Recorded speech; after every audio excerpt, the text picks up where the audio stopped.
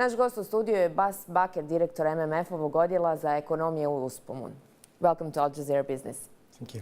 Mr. Bakker, one of the first remarks in IMF report for the Central Eastern and Southeastern Europe is that preparations for the renewed turmoil is essential.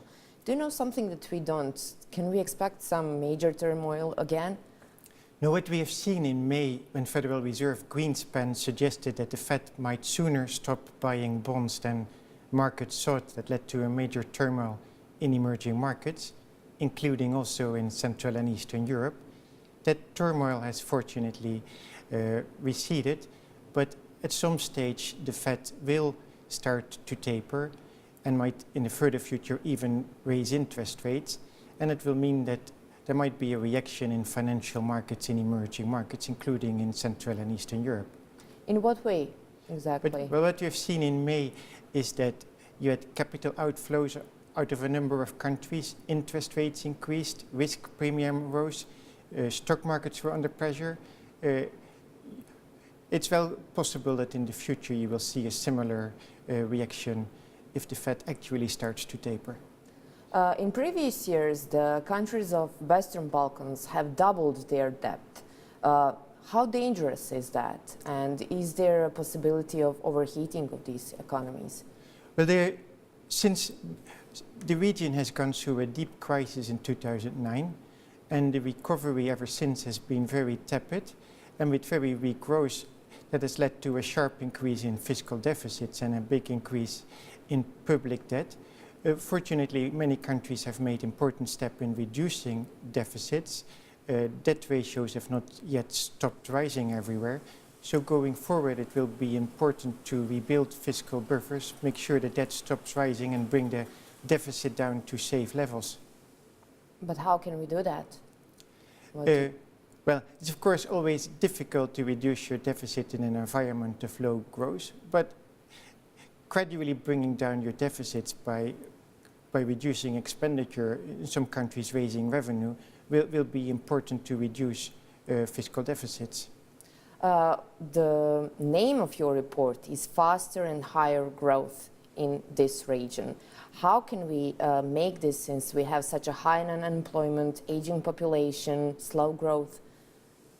Well, the income levels in the region are still a lot lower than in Western Europe, so there is clearly a lot of potential to become richer.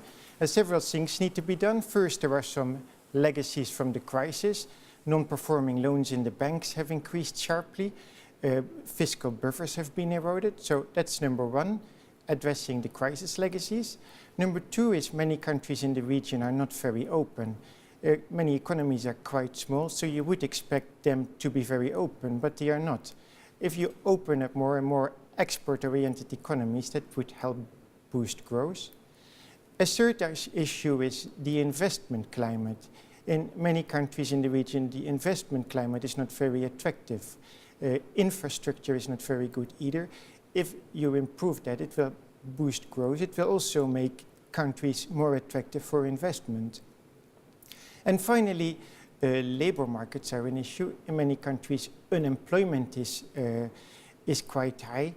This is, of course, an important social issue. It is also an economic issue. Labor markets need to be improved. And one problem in the region is skill mismatches.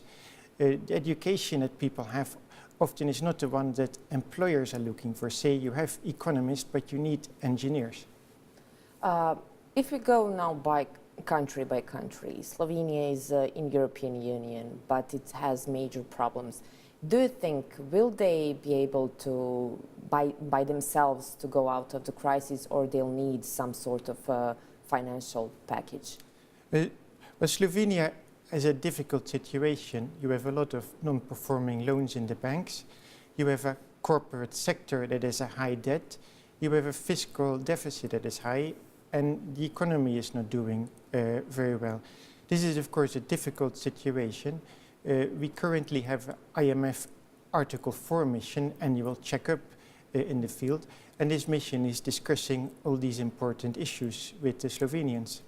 Croatia also has a lot of problems, and they're getting the money from the international markets with very high interest rates. until when will they be able to borrow from the international markets with such an interest rates? Well, Croatia is also a country with a difficult situation. Growth has been very, very low in the past few years. Deficit is quite high. Country needs to grow more. This is a difficult problem.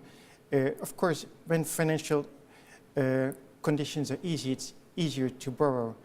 But there are clearly imbalances that need to be addressed. Bosnia has been your client for several years. It had a lot of arrangements with you.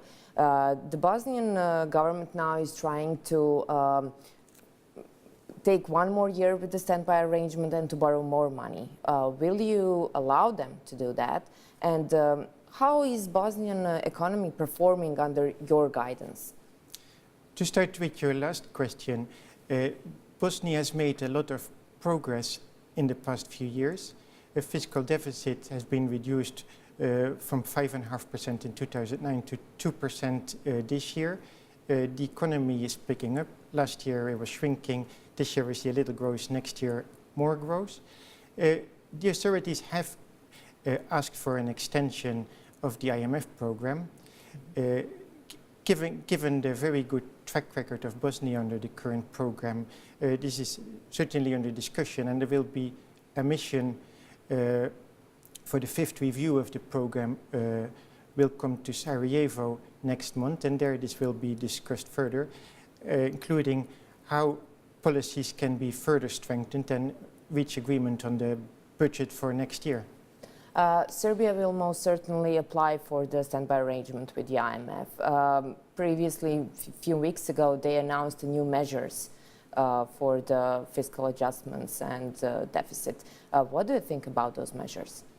Serbia is a country with a high current account deficit, a high fiscal deficit. The new government has taken important steps.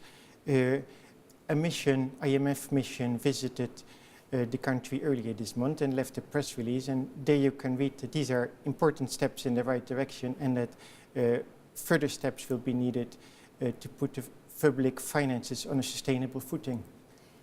We are saying that we are recovering, and not only us, the rest of the world, we see some signs of recovery. But when will the ordinary people feel that recovery on their skin? Because now they don't see it. Well, the last 5 years, economic growth has been very low, and many countries in the region actually have shrunk. Slovenia and Croatia GDP levels are now 11% lower than in 2008. So the region still has a lot to recover from the crisis. It'll probably take a few years of much stronger growth before everyone really starts to feel. But we are going clearly in the right direction. Thank you very much for this interview. Thank you.